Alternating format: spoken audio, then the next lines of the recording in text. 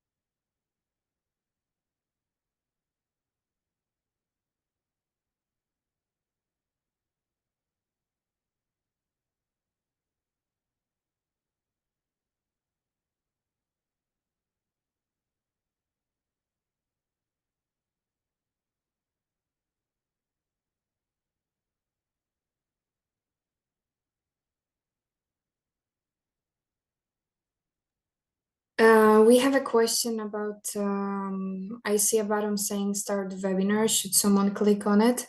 I believe that we started the webinar and we're in the right room. So the recording has started as well. So we are ready to go. Okay, thanks so much, Patricia. Good morning, everyone. Welcome to this dAIEDGE second webinar, questions and answers. We are here today with Helene Pagani, that is the dAIEDGE project coordinator from DFKI, the leading German institution in AI.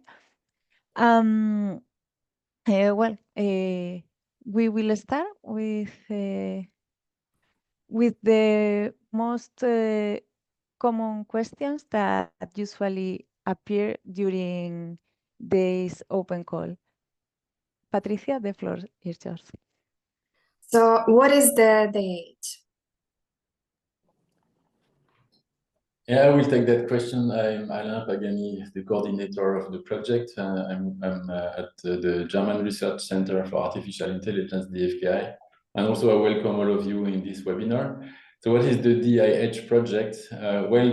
dAIEDGE is a network of excellence. So we are one of the network of excellence on AI that are financed by EU. Our particularity is that we focus on AI at the edge. This is what makes us different from all the others NOEs. We are at the same time a project. So like a classical project, we have a consortium of, in this case, we have 36 partners. And you see on this slide, all the partners across Europe that we have in the consortium. Globally, we have 14 research institutes, 10 universities, 9 industrial partners, 3 associations, and we come from 15 countries. It's quite a big project, also I have to say. We have a global budget of 14 million euro, and you can find also many information on the links that appear on the screen now. Okay, thanks so much. Thank you. I believe the next question is also for the project coordinator. So what are the dAIEDGE project objectives? Yes, again, a question from me. We have defined the objectives when we started the project 1 year ago. We are not now, we are following these objectives, and we have 6 main objectives that I will shortly explain now. So the first one, of course, is that we want to push forward scientific progress on the topics related to edge AI, so AI at the edge. And this has to do with many new technologies that are, of course, foundational research, but also new ideas such as distributed learning, federated learning, and so on. And for this, we have gathered in the consortium some of the best scientists in Europe that work on this topic. The second is to have a united community. So this is the role also of the network of excellence. So we are actually gathering not only research partners, but also industrial partners. And we are in the process of extending the network to go beyond the consortium and inviting also other partners, external partners, to participate. Third one is that we are participating to the strategic research agenda of EU on the topics of AI and in particular Edge AI. So in working groups, we are working on the roadmaps and different documents to help shaping the future of European research on this topic. Then we have a set of 3 more practical goals and objectives. The first one is this, what we call the lead by demonstration. This is our terminology for saying that we don't only want to show scientific results, but we want to show that it works. So we want to demonstrate, and for this we have 3 use cases that we develop. The second one is that we are building an innovation infrastructure.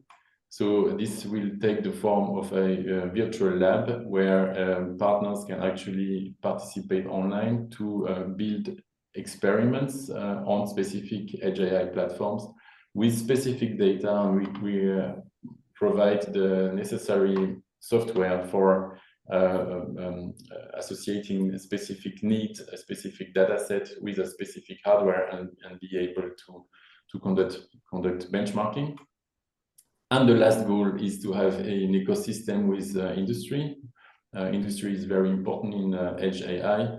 And we have also, of course, we have industrial partners in the consortium, but we want also to push this forward by providing an Edge AI marketplace, a virtual incubator, and other tools. Thank you so much for this comprehensive explanation. The next question is, I believe, to Yolanda. What is the dAIEDGE Open Call about? Okay, so the dAIEDGE first open call is the exchange programs open call.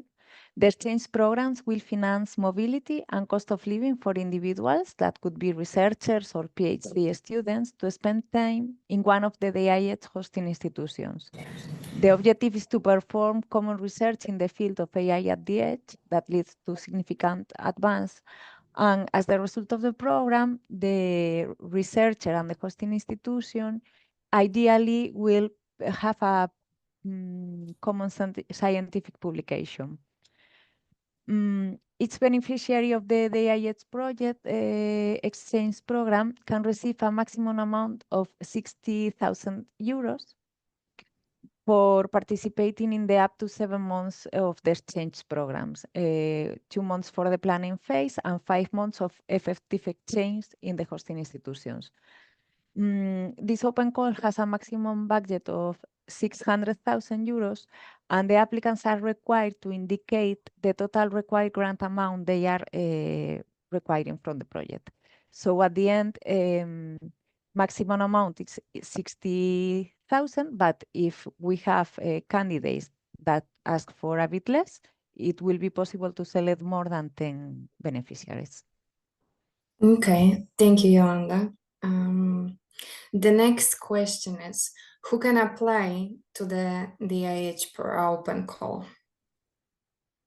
So, well, as said, this open call is focusing researchers and PhD students in the field of AI at the edge. The applicants can apply as natural persons or also can apply as single legal entity, and this legal entity will delegate the individual researcher or PhD. The kind of entities that can apply is research and technology organizations, or universities, or small and medium enterprises, including startups. It's important that the natural persons are citizens or permanent residents in one of the eligible countries, and the entities or organizations also should be registered in one of these countries. Okay, so if I'm a researcher from Poland, let's say, I can apply. Yeah. Okay, then the next question is, when and how can I apply to the dAIEDGE open call?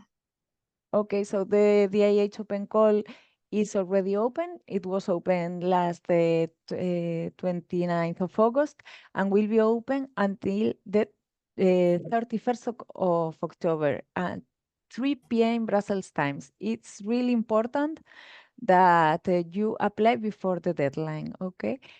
At that time, the system closed automatically and we cannot accept any application after that. And how to apply is very easy. You go to the application site, you have there the direction, and you need to click on the apply button, start a new application, fill out the application that are some very straightforward questions, submit the application, and that's it. And start the support program. Perfect, thank you. Now, where can I find more information about the open call? Okay.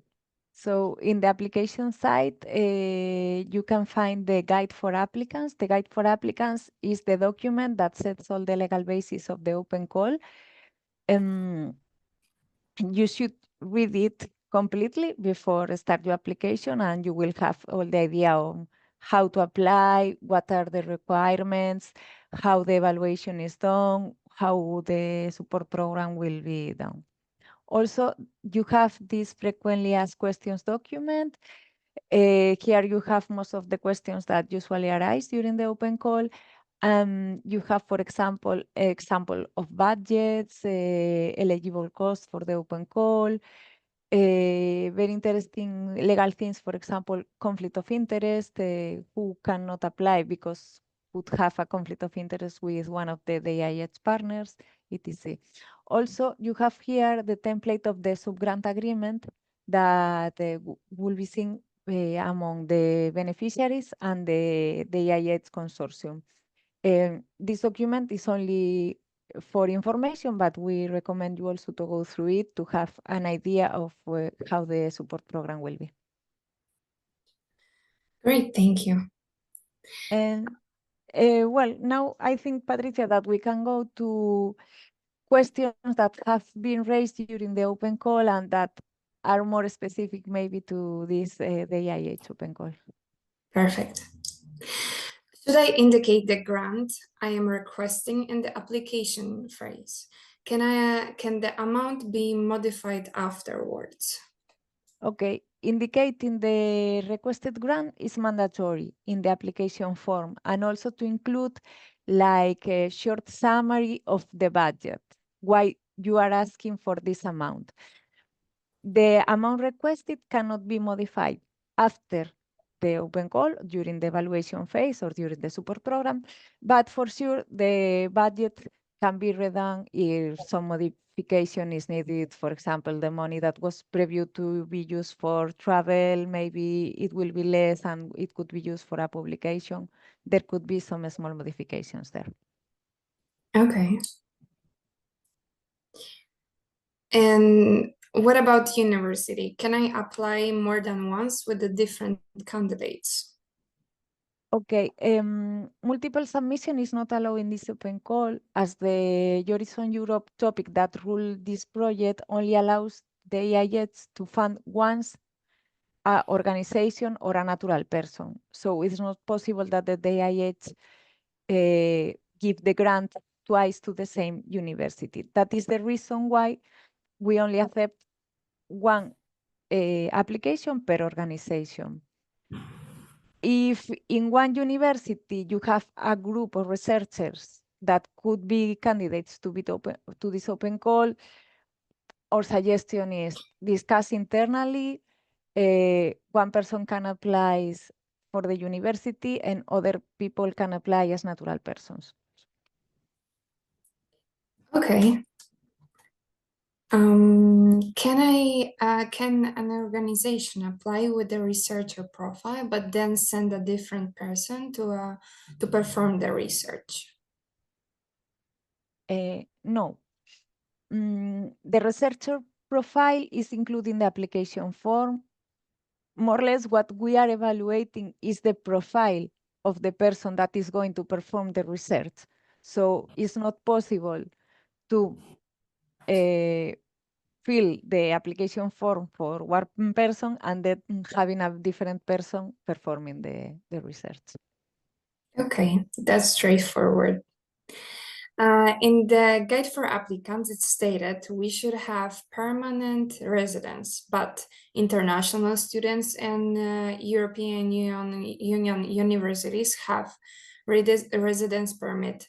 Is it enough to apply? Well, I think that as a general rule, a student resident permit is a temporary document that is only valid for the duration of the studies. And when these students graduate, they should like renew their permit or leave the country.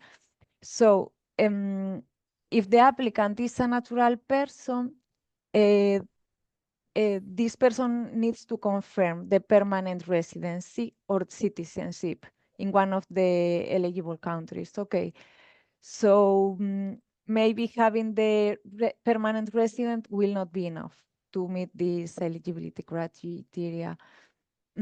What we also need to say is that at the end of the evaluation process, there is a formal check of the status, both of the organizations of the natural persons, and here is when a team of lawyers will check that this person meets all the eligibility criteria.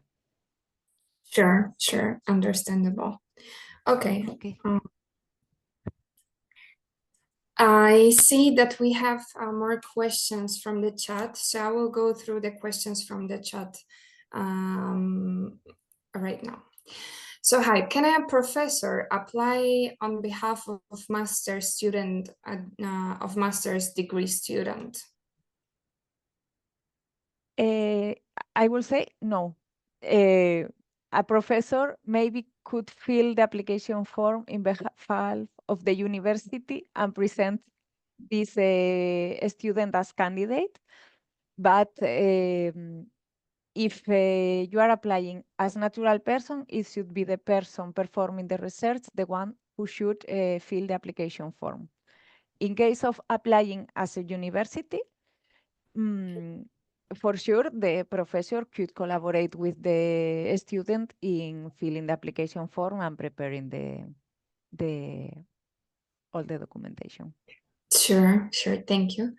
Will we receive the recording? Yes. After the webinar, our team will send you the recording of it. Okay. Is a postdoc researcher with his own spin-off company eligible? Sure. A postdoc researcher can apply as a natural person or also can apply if the spin-off is an SME or a startup, can apply as an organization. Perfect. Another question, is a university from Malta eligible to apply? Yes, sure. Malta is one member of the European Union and the universities from Malta are eligible. Okay. The next question is, when will we know the outcome of the application? Okay, the selection process is completely explained in the guide for applicants. It takes some months to finalize it, but we think like around the beginning of February, we will communicate to the applicants that have been selected. Also during all the evaluation process, you will receive communication in each stage if you have passed to the following stage or not. Perfect, thank you. I don't see any other questions. If someone from the attendees have questions, please write them on our chat. In the meantime, I see here, if you go, Yoli, to the previous slide, I Yeah, wanted sure. here I see you have a help desk. Okay. Yeah, we have this help desk, dAIEDGE.help@fundingbox.com. Please, if you have any questions, please send them here, and we will try to help you as much as we can. That's great. Thank you. Thank you. Yeah, I would like to share also this QR code, as the project newsletter is a great way to be updated about the project and all the news. We will also have another 2 open calls launching this winter and next summer. So please join the newsletter and you can be completely updated about the project. Perfect. 2 more open calls. This one, it's an opportunity. That's great. Great to hear that. We have one more question from Eugenia in the chat. If I don't know the country I will be doing the research, how could I plan the budget? It would be useful to adjust the budget. Well, in the project, in the open call documentation, we recommend to use the Marie Curie mobility rates, and those are standards for all Europe, the monthly allowance and the mobility. So I think it could, if you could use these rates, it's not necessary to adjust the budget from one country to a different one. These are valid. Yeah, I want to add something, because I think the question relates also to knowing in which country you will do the research. And what happened is that we have a number of hosting institutions.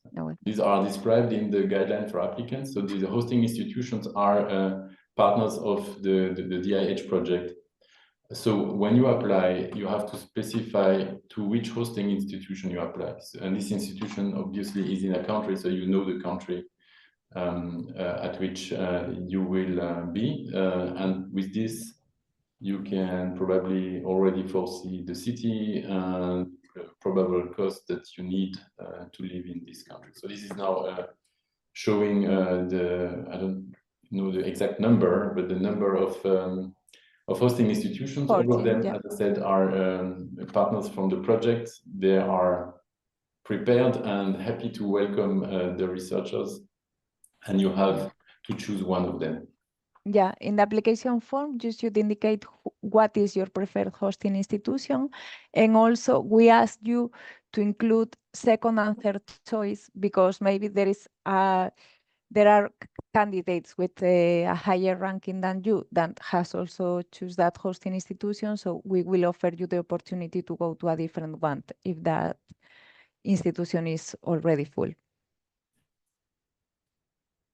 Okay, thank you. We have one more question from Vreka on the chat.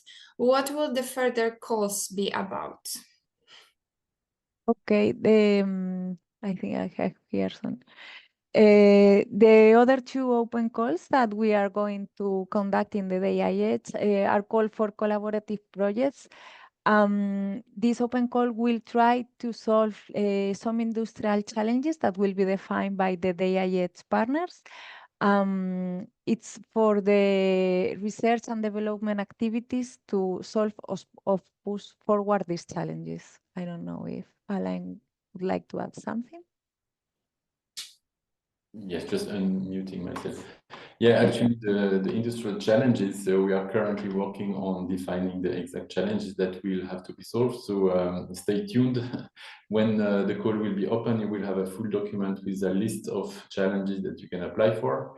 And it's a similar condition, so we'll support beneficiaries with 60,000 euro per beneficiary. And well, this is more for a very concrete use case or a very concrete challenge to solve. Okay, great, thank you. I do not see any other questions on the chat.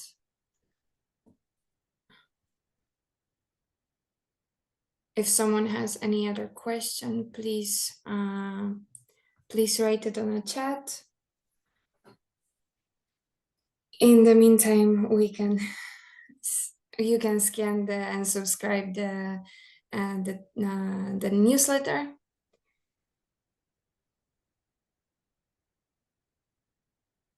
Okay, well, if we don't have any other questions, Yes, maybe I believe 4 minutes ago was the last one. So maybe we can close the session, and if any other doubt arise, please send it to our help desk and we will be happy to help you with it.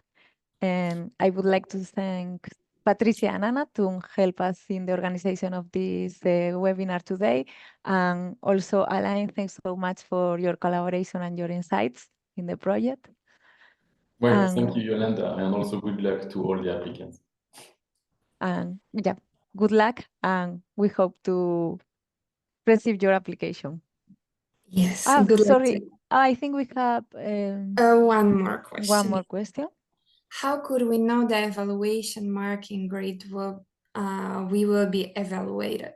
In the guide for applicants that you can find in the application site and explain, you have all the evaluation criteria, the scoring, and the criteria for the scoring. So you can check it there. We have one more question. That's great. Is it possible to split the 5 months of exchange into periods?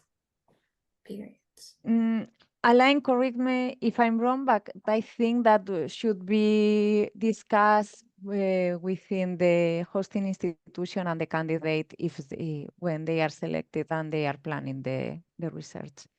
Yes, I think it's probably possible. I don't see any strong objection to that.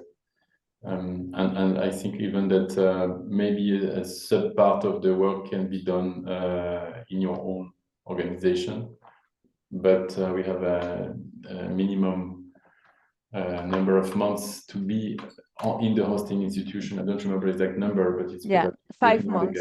5 months. 5 months. Yes, in the hosting institution. Okay, thank you so much. I believe that will be the last question. If there is anything else, please send us an email. Thank you everyone for today, and have a great day. Thank you, Yolanda. Thank you so much. Thank you. Bye-bye. Bye-bye.